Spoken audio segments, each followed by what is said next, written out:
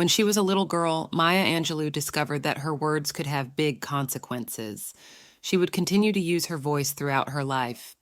The idea is to write it so that people hear it, and it slides through the brain and goes straight to the heart. And then Guy, her son, was born, beautiful and completely mine, as she described him.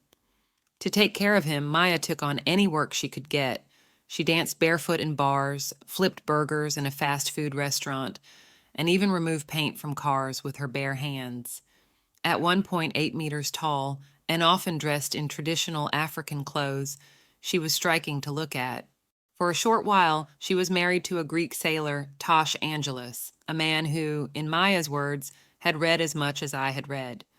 She later recalled that, "I've always been a patsy for men who can think." When this marriage ended, Maya kept Angelus's surname, and from then on, she was Maya Angelou. She joined the Porgy and Bess show as a dancer and traveled through the U.S. and Europe, sometimes not seeing her son for months on end. Nevertheless, their bond was tight. "I didn't grow up in her shadow, but in her light," Guy said, looking back. Maya's writing ambitions took her to New York, where she joined the Harlem Writers Guild. Inspired by Martin Luther King's message of nonviolence, she became a coordinator in one of the organizations he founded. She also became involved with the emerging civil rights movement and fell in love with South African freedom fighter Vusumuzi Make. They married and went to live in Cairo, Egypt, but they soon separated.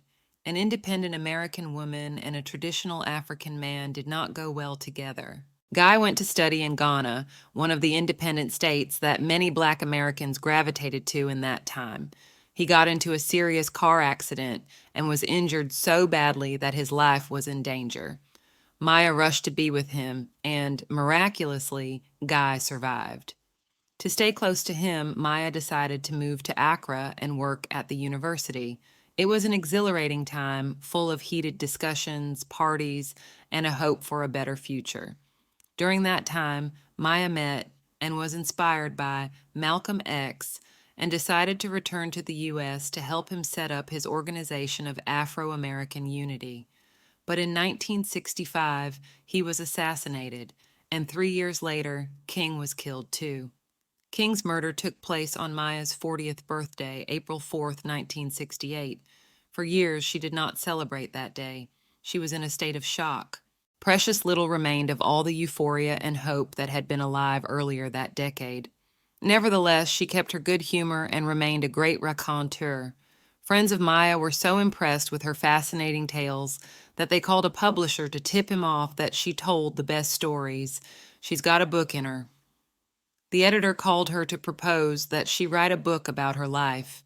She refused the offer. Her heart lay more with poetry and theater. After months of hounding her to no avail, the editor finally challenged Maya by saying that to write an autobiography as literature would be almost impossible. It turned out that this was the right approach, as Maya took the bait. Her 1969 autobiography, I Know Why the Caged Bird Sings, became an incredible success. This eminently literary story of a Black woman's life, in which she describes in plain terms what it is like to grow up as a Black girl in the racist South of the U.S., was the book that many had been waiting for.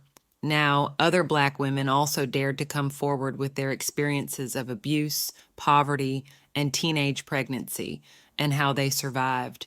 Writing and performing continued to be her life, right up until the end of her life.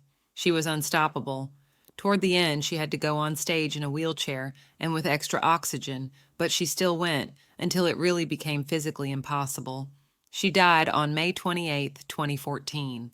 At a memorial service, the then First Lady, Michelle Obama, whose husband had presented Maya with the prestigious Presidential Medal of Freedom in 2011, said, "She touched people all across the globe, including a young white woman from Kansas who named her daughter after Maya, and raised her son to be the first Black president of the United States." Rest in peace,